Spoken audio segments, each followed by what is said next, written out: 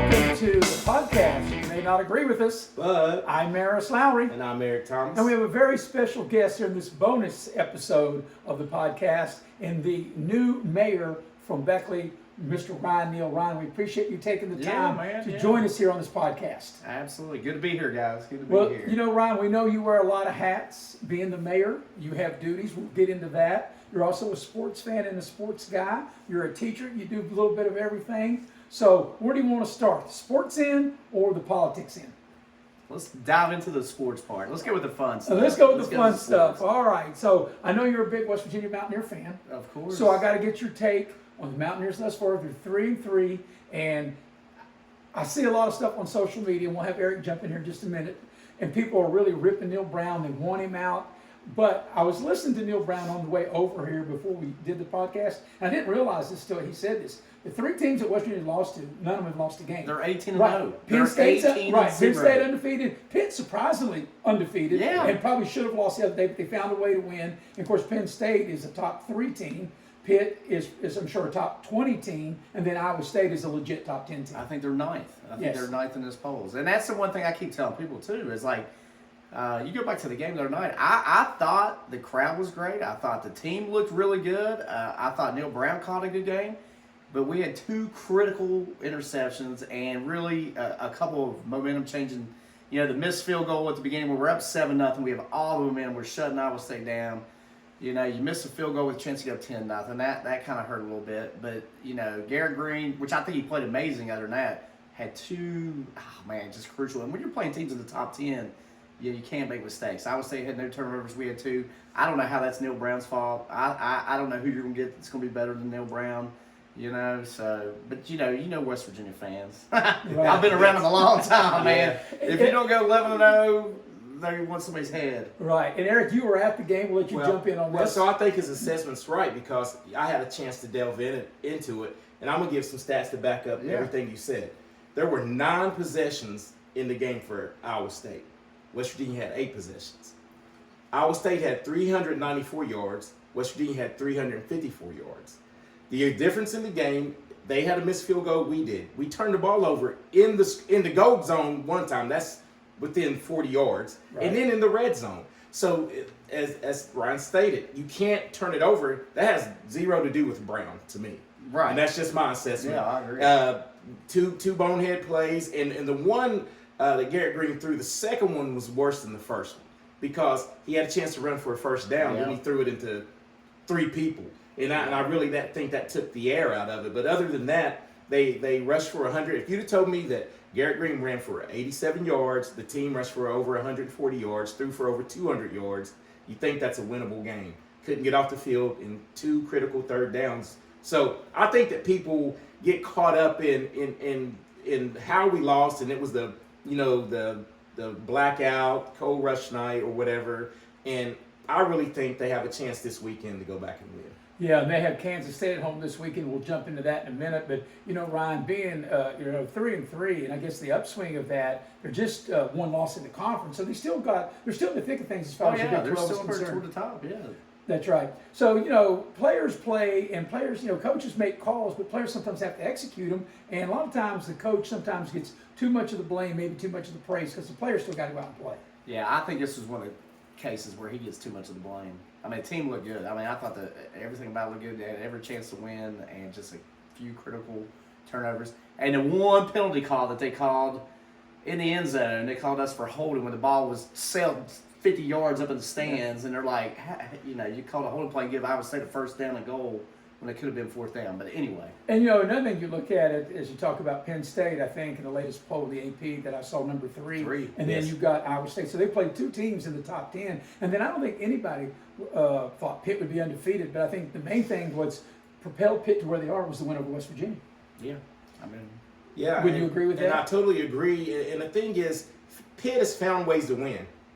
They beat us, of course, within the last 5 minutes. And the week before that, had a chance to watch them. They were playing Cincinnati. They were down 28 to 6 and came back and won that game. Yeah. So sometimes, the moon and stars align for a team, and right now it's Pitt. It shined on West Virginia the same way last year, though. And this is the other big thing.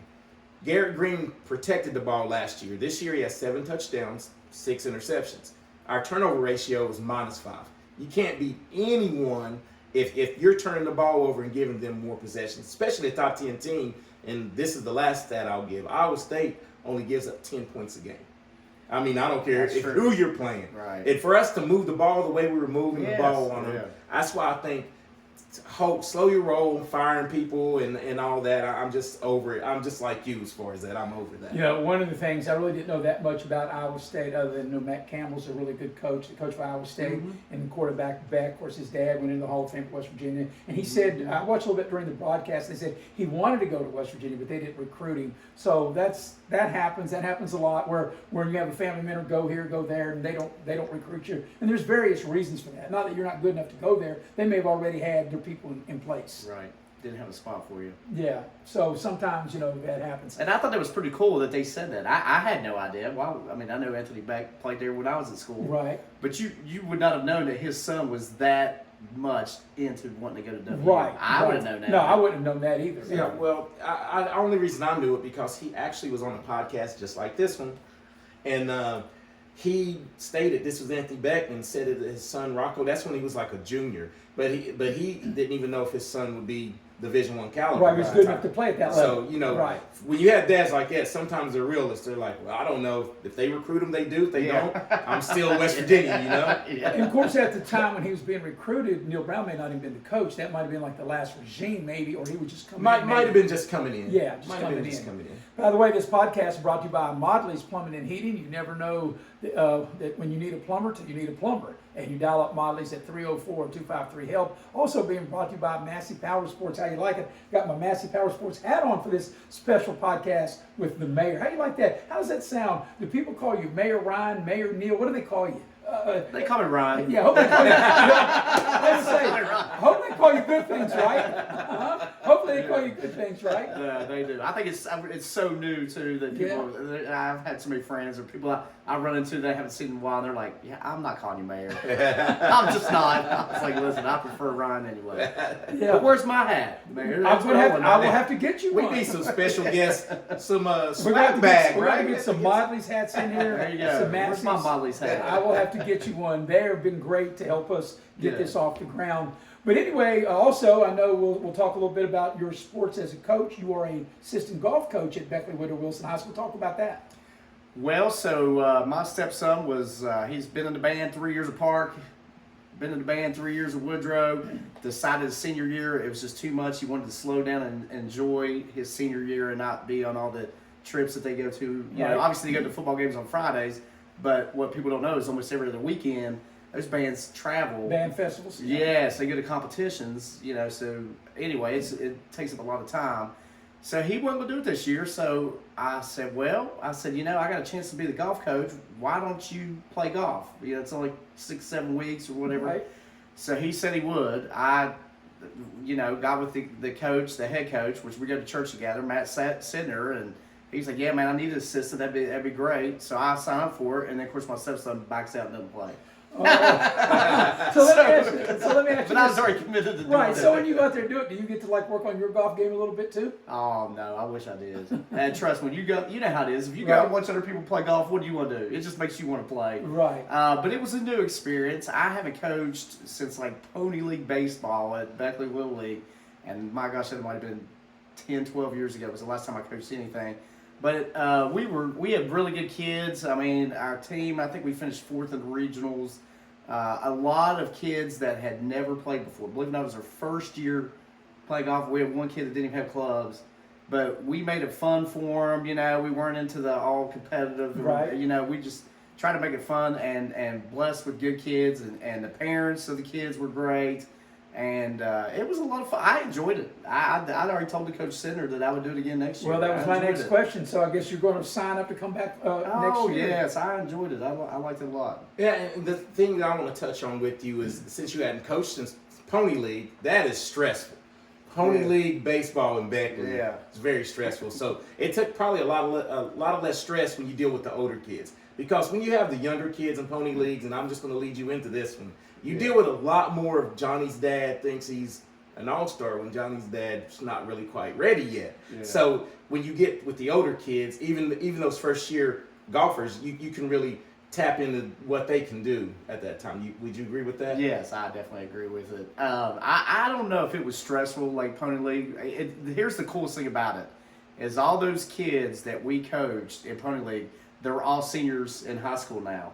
And one of them was Devin Richardson, the quarterback of Woodrow. It's now Oak Hill. Oak Hill, right. Magic Staples' son, MJ Staples. Right. He was on our team. Maya Wooten, who's awesome at played Right. basketball, but also Soccer. soccer star. Right. Richie Wooten's daughter. So it's kind of neat to see how good they are in sports at the high school level. So- and then say we coached them back when they were little kids. So what you're saying is you had a stacked squad. That's why it was stressful.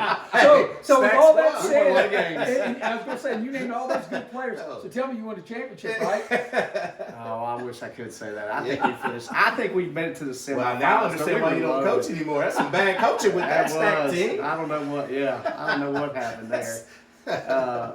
But it was a lot of fun. I enjoyed that. And you talk, it was Dave Bryant and Richie Wooten and myself were the coaches. And my gosh, we were all three so super competitive. The kids could care less. I mean, they were just out there to Have have fun and fun. have fun. We were Yeah. out there screaming at them every time the ball's hit. We're screaming. Yeah, but all those kids you just talked about are super competitive now. So Oh, yeah. and that's what I like about it. And you talk about Maya, that's probably one of the best athletes, girl or boy around here. Anything she picks up, she can do. I mean, she's an awesome track star too. Yeah. I look forward to seeing her back from her knee injury. Yeah, she just came Absolutely. off of a Yeah. torn ACL, Yes. and she was a big part of the Beckley girls basketball team that Eric and I Yeah. cover on, Oh, yeah. on video production. Absolutely. Yeah. So, Ryan, let's talk about West Virginia basketball before we get into the politics. And basketball is right around the corner. And I was listening to Neal Brown. I was also listening to some of the West Virginia media talk about the AP poll came out today for basketball. Preseason Okay. poll Man, already? already. And let me get this right. I think 6 of the top 10 teams are from the Big 12. And Kansas Kansas number 1. Was West Virginia one of them? They were not. West Virginia is not in the top 25, but you had Houston, you had Kansas 1, and I don't know in what actual order, but I know Right, Kansas was 1. right. Houston's in the top 10. Iowa State's in the top 10. Arizona's in the top 10. I think BYU's the other. I think BYU's just outside of the top 10. Okay, but they're in the poll. Well, they're not quite in the poll yet. I think they were receiving votes. Okay. But I do understand from what I heard that BYU really understands how the NIL works. Yeah. And they bought them a squad from what I understand.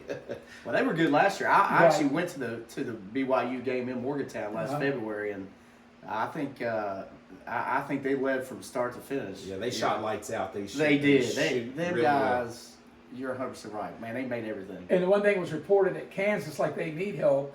They didn't have the depth, according to their coach Bill Self, that they thought that they needed. So instead of, like a lot of coaches say, hey, give me 7 solid guys because the other 5 are not going to play. Bill said, no, go out and pay all 13. I want 13 stars in here so we can have everybody we need. So Kansas is really stocked up again. And now it's legal. Because before they were doing it before it wasn't legal. And now they can do it.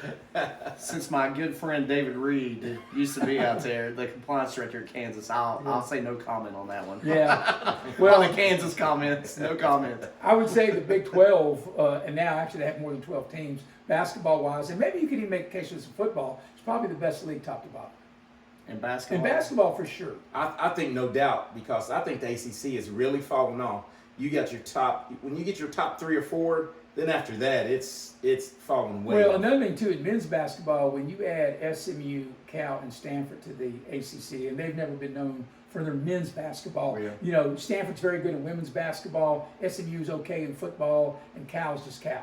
Yeah. So, I mean, they've never been, but like North Carolina and Duke are always at the top, and then every now and then you have another team that might get in there. Yeah, Miami might go on a run or maybe. something like that every now and then. Virginia But one thing Tech. I can say, maybe you know this and maybe you don't. I sent this text to Eric last week. He didn't answer because he knows what I was going to tell him. The 2025 top #1 recruiting class at the University of Notre Dame in men's basketball, and that is the first time ever. Micah Shrewsbury, how about that? He's got 4 top players coming in for 2025? Well, They'll probably still finish middle Well, of the pack. Then if they I like this guy. do, if they do, I like if they this do, guy. they go get his GPS and show him the way out of town. I got about as much love for Notre Dame as I do Virginia Tech. Well, okay. My two favorite teams, West Virginia and whoever's playing either one of those teams. I'm just telling you though, but anyway, and that's something that just shows you the landscape, how much it changes, because you would never expect. I would never expect, in all my life, it hadn't happened until now that Notre Dame is the #1 men's basketball recruiting class for 2025. Which, by the way, West Virginia signed a kid from Beckley as their top recruit for the class of 2025. I heard that. Yes, Eric, you could probably elaborate a little bit more on that. Yes, Braden Hawthorne. He was at Woodrow for until his junior year, and left and went to Huntington Prep, and has been there at Huntington Prep, and they signed him. He was rated top 25, I guess, small forward in this year's cycle. So look for big things out of him. Yeah, that's awesome. I think he'll probably get a red shirt year, maybe. He needs to put on a little Yeah, weight. I think a you'd little agree weight. with that, Eric. Yep. You and I, we had an opportunity to broadcast 2 years of his high school career when he was playing at Beckley, his freshman and sophomore year in Yes. video productions. And no question about it, obviously, if he's on Beckley's team this year, they would be one of the favorites. They're going to have a pretty good team as it is, but they'd really be one of the favorites had they had him. So, Definitely. all right, Ryan, are you ready to switch into politics a little bit? Sure, whatever All right. direction you want to go. All right, we're going to go to politics, and we'll talk about that in a minute. Got to tell you, this is a podcast. It's sponsored by Modley's Plumbing and Heating. You can dial Modley's up at 304-253-HELP. You never know when you need a plumber till you need a plumber. And also a great time of year for a side-by-side when you're out in the woods hunting. If you do go hunting, Ryan, you can get a side-by-side from Massey's Power Sports. And, you know, Eric and I talked about it a few podcasts ago. Back in the old days, you shot a deer, you had to drag it out of the woods. Now you throw it up on that side-by-side and just roll it out of the woods, right? That's how you do it. If you ever go hunting. I don't know if you do. I've never been a day in my life. Okay, me either, but I do know a lot of people that have. The You reason I also- know that because I've been told that. You also need to tell them to like, subscribe, and share at YouTube TV, Warden Broadcast Network. All right, well, Ryan, I've known you, I'd say, a good 30 years. Oh, yeah, At least that. I Probably remember. longer than that. Yeah, maybe longer than that. And, and I was telling you before we came on, I was driving through Beckley and I saw a sign, Ryan Neal for mayor. And I'm like, Ryan's running for mayor? I said, great, good for him. So tell me how all that happened. You should have been like everybody else that texted me and said, I got the same text from several different people that says, please tell me there's 2 Ryan Neals in Beckley. No, I didn't say that. That was my didn't say favorite that. comment. I got the same one from many different people. So tell me how that happened. You know, I'd run those jerky stores for like 10 years with Right. Trey Stifler, and we were just like, I kind of got a little burned out on it. I mean, I still own the one here in Beckley, but I was looking to do something different. I'd heard that Rob Rappaport wasn't going to run, so I told Wendy, I said, you know what I'm going to do? I said, I'm going to run for mayor. She's like, whatever. And you're talking about your wife? Yes, and I was like, so anyway, I don't even know if I was halfway joking. I probably wouldn't. I probably wasn't serious about it. So anyway, I didn't think anything of it, and I had not, whatever the word is, gosh, just filed for a candidate yet.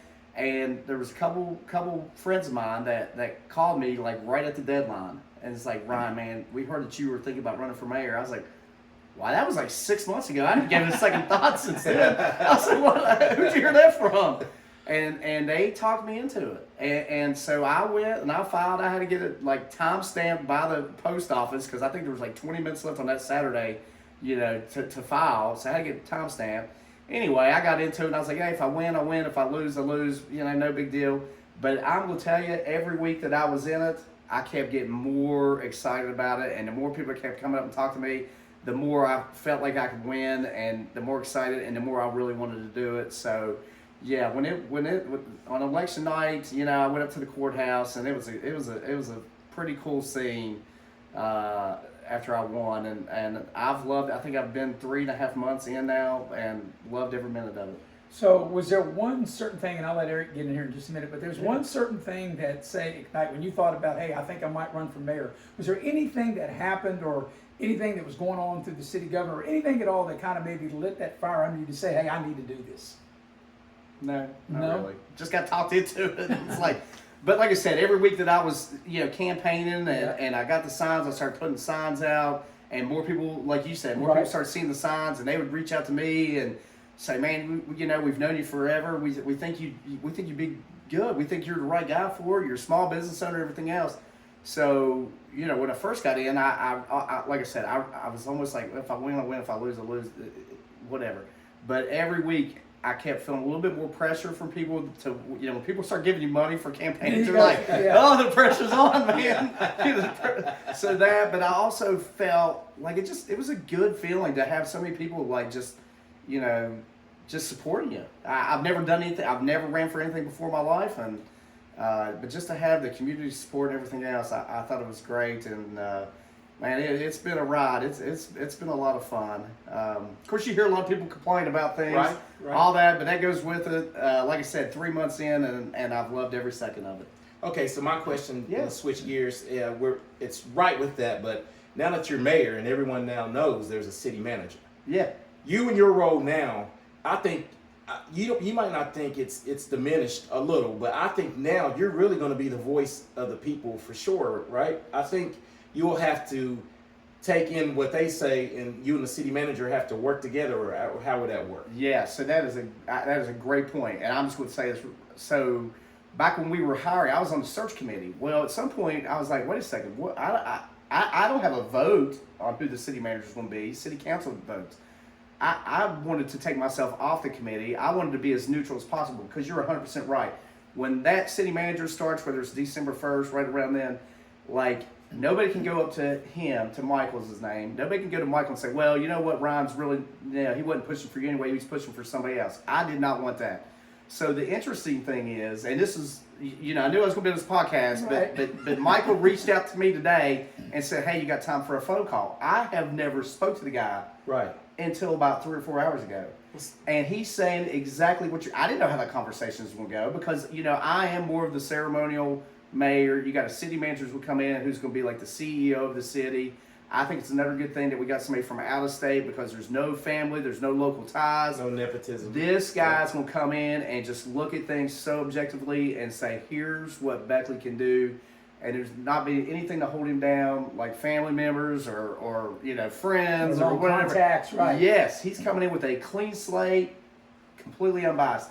So he told me exactly what you said. He's like, Ryan, I'm gonna tell you right now. He said, me and you would work together, Greg. We'd already talked for a few minutes. He said, man, I think you and I will get along great. I said, I have no doubt.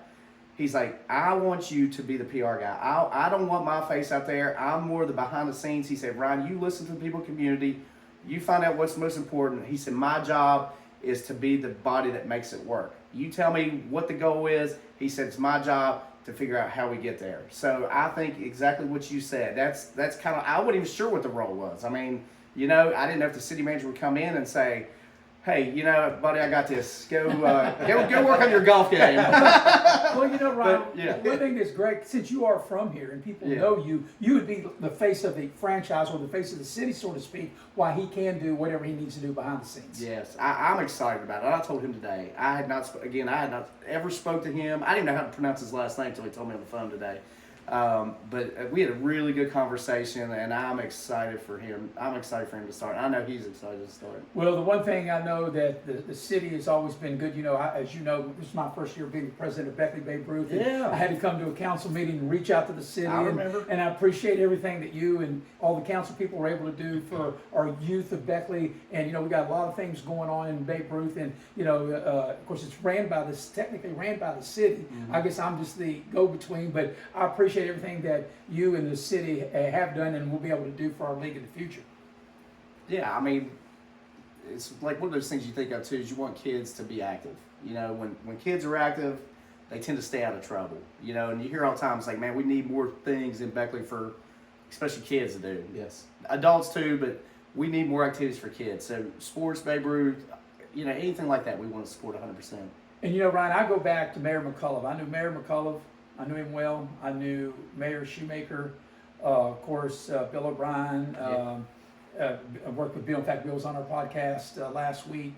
Rappo and Mayor Pugh. I've known all the mayors going way back now. Knowing you, so I've been around a while, and I've had really good relationships with all the mayors over the years. And I was even young when Mayor McCullough was the mayor back in the early 70s, but I remember his time, and like I said, I knew Shoemaker, I knew all of them. So it's good to, you know, that you have somebody that the city of Beckley can will know, like I said, you're like the face of the franchise or the face of the city, and they have the city manager, which a lot of people really didn't know. People were asking me how that was going to work, and I didn't really have any idea how that was going to work. Hey, neither did we. Yeah. I mean, we really didn't know it was a transition, it was something new.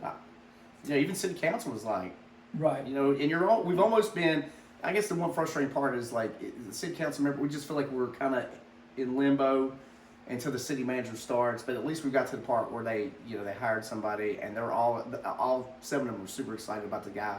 I mean, I think it was pretty unanimous, and after all the interviews, it was a pretty quick to go ahead and make the decision with that guy. So, but it has been like we're all just kind of like in limbo, like, should we dive into this, or should we wait for the city manager for that, or what are we going to do about this?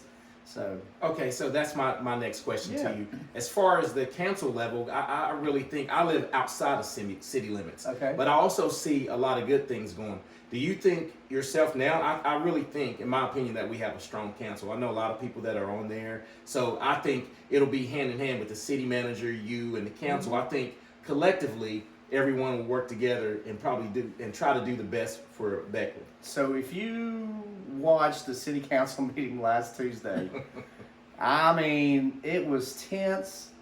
It was difference of opinions. It was a tough night. It really was a tough night. It's probably the best way to describe it. We didn't all agree on anything. I'll be honest, I hit the gavel. I was the first person out the door. I was mad. I was like, I think we're doing the wrong thing. I left. I didn't want to talk to anybody. I was so mad. So the very next day, we had to all get together again. Or maybe it was Thursday. 2 days later, we all had to get together again for a municipal league training. So here we are, all sitting at the round table. And Eric, I'm telling you, it was like we've all been best friends for like 30 years. We laughed, we joked.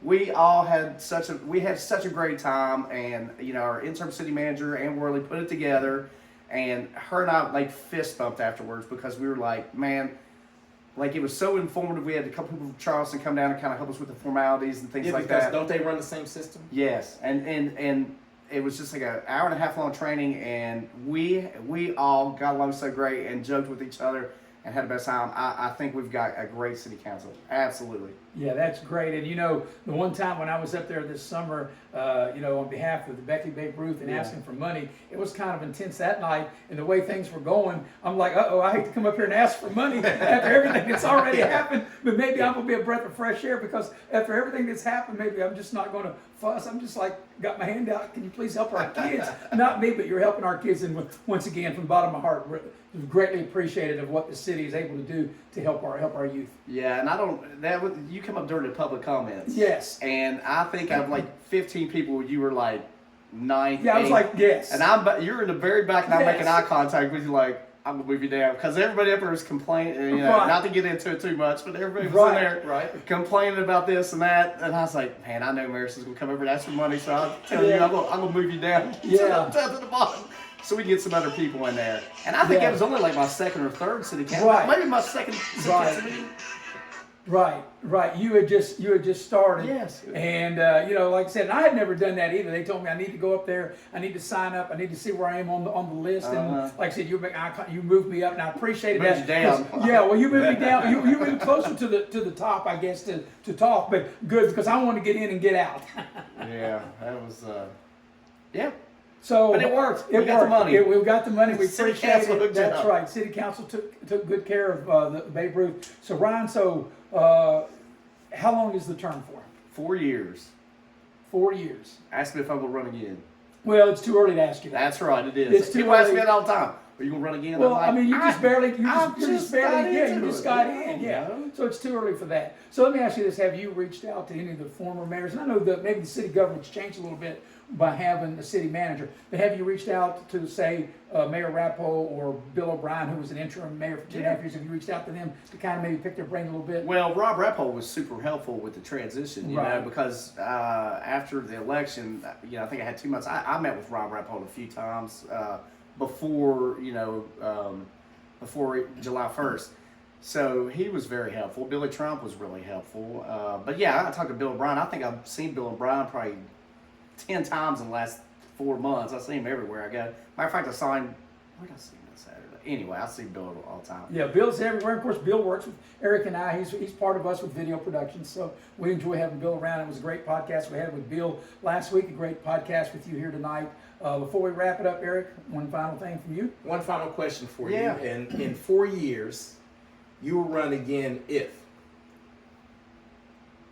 I will run again if we do great things for the city. I'm not kidding you. If we move the city forward and the city grows and we attract jobs and people are excited about it, I'll run again. If we've got 30 empty buildings uptown, I probably will not run. I probably will not run. Well, I look forward to the growth. Yeah, I me think too. so. I We think we're want heading in that. the right direction. I think so too. And Ryan, I don't know exactly how old you are. I know you're younger than Eric and I, but I would say you're considerably young, and hopefully that being in this job is not going to age you really quick. Well, I've already lost my hair, so I don't have to worry about that. So I don't know how else we'd be able to tell. But I'll tell you one other thing about Bill O'Brien too. Okay. Is he gave me the best advice after I won, and I saw him somewhere. I think I saw him at the jerky store at Merchant's Deli, and I was like, man, just give me some good advice. He goes, just be thick-skinned. Don't worry about what people say. I was like, what? Yeah. Well, I can honestly say, me traveling out and about, I've not heard any negative things Well, I appreciate you saying that. about your time. And, I've come into, as Eric does on his job, Yep. his real job with UPS, and then our job together with video productions, where we're at these games and sporting events and all the things we do. I've not heard any negative things, so far so good. Well, we'll try to keep it that way. That's the way we Keep want it it. rolling. Let's keep All it right, rolling. you got to like. Share and subscribe at The Warden TV at YouTube. And this podcast was brought to you by Modley's Plumbing and Heating, 304-253-HELP, and by Massey's Power Sports. Hope everybody has a great evening.